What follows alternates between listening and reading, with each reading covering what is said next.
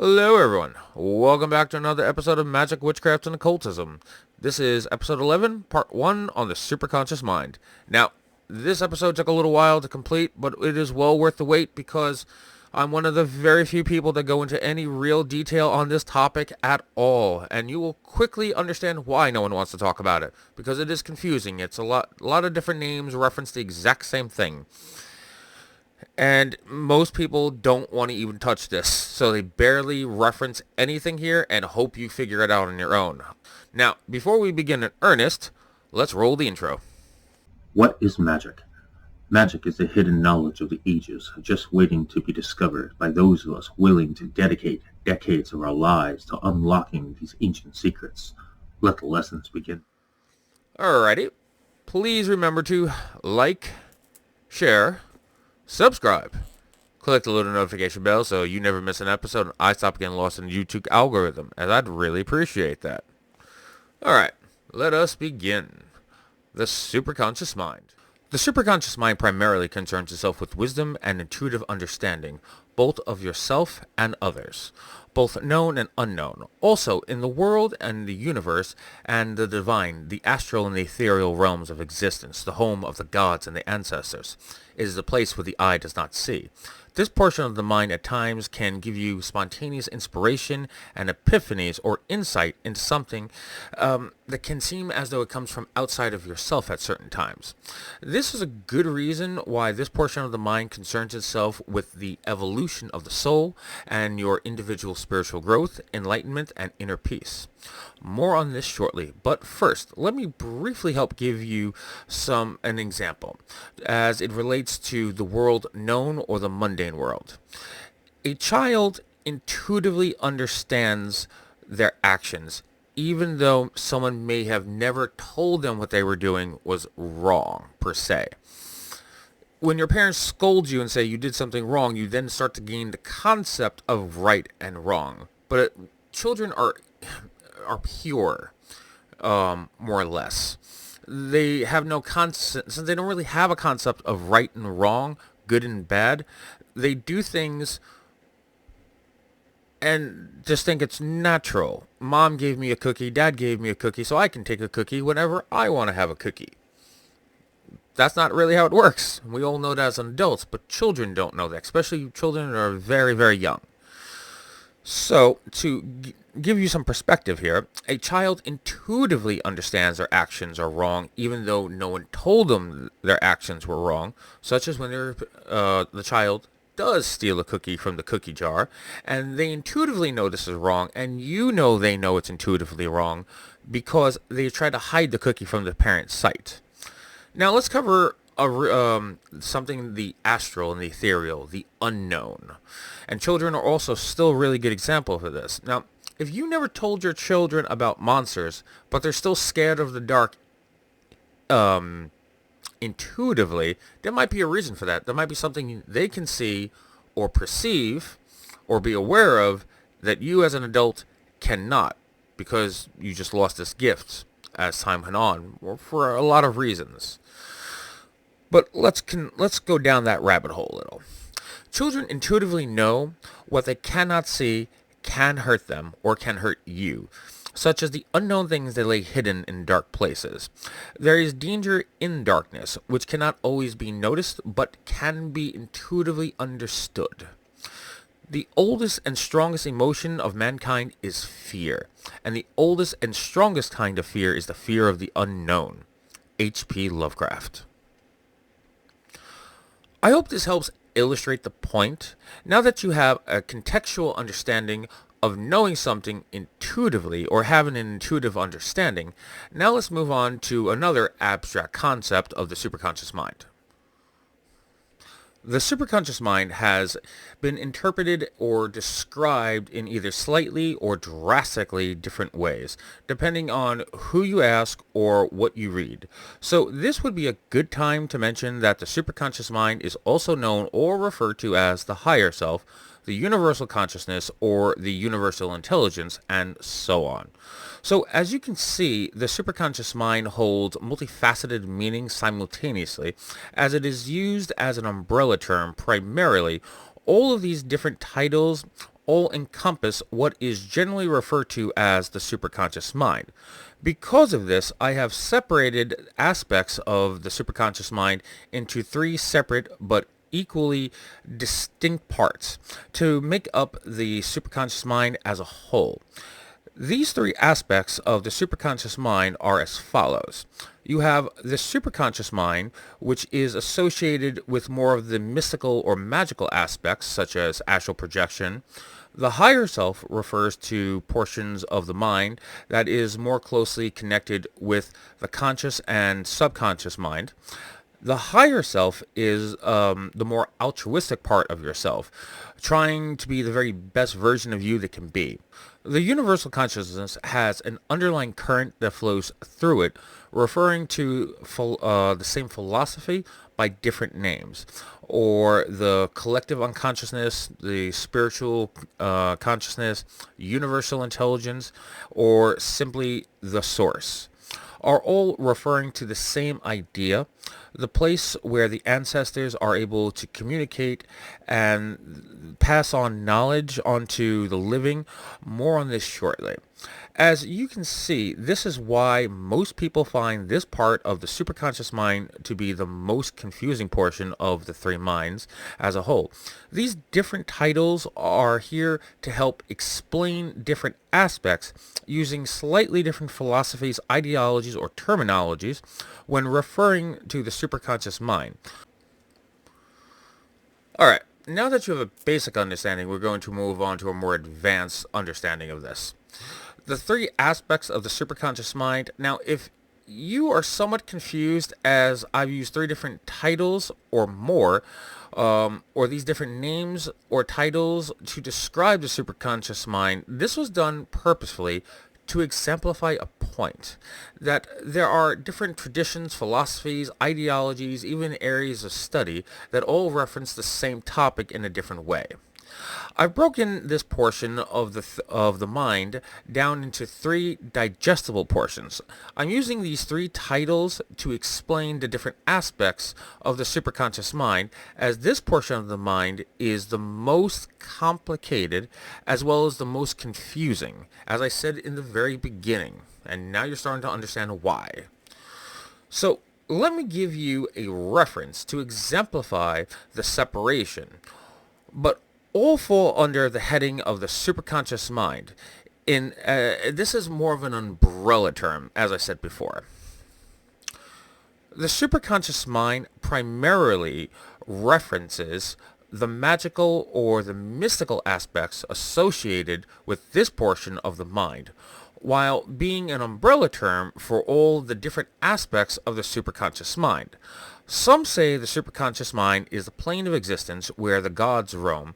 The superconscious mind is what allows us to transcend and travel into the astral and the ethereal realm of existence, where we could be able to communicate and speak and interact with the gods themselves, while learning from them directly. Let me give you an example. In Egyptian mythology, the Book of Thought is not a physical book. Instead, you have to be able to travel in the astral world to go see Thought himself, to learn from him, to read and study this work in his realm of existence. So I don't repeat myself needlessly. The magical portion of the superconscious mind will be covered in the section on magic, or the magic of the superconscious mind.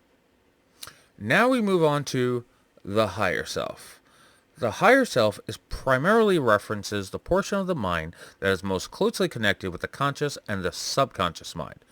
This portion of the mind is believed to be the true reflection of your soul and is constantly trying to guide you to the place of enlightenment. Also, a place of inner peace to help you or assist you with the acquisition of spiritual growth and the evolution of the soul, the individual in this lifetime. This is the part of the mind that is responsible for inspiration and gives epiphanies, or moments of realization with powerful moments of creativity, genius, and insight into yourself, as well as others, as well as the world and realms that are both known and unknown in equal measure.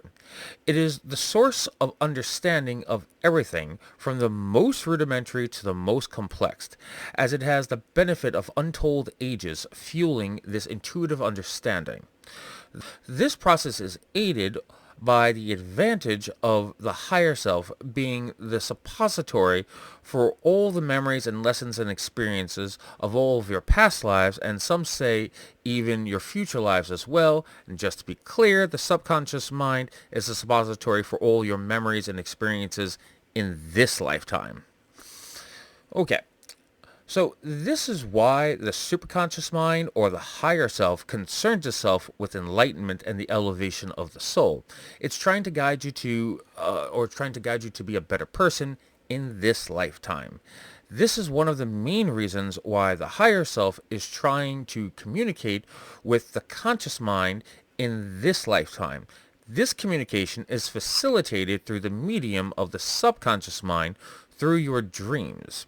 You see, the conscious mind cannot speak directly to the superconscious mind or the higher self directly, so it speaks through the subconscious mind while you dream.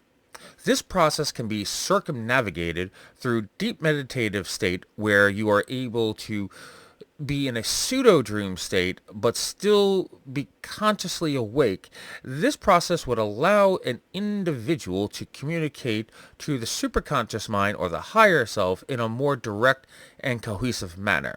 I just want to give you a little bit of perspective just in case this was unclear. Now we're going to move on to the universal consciousness.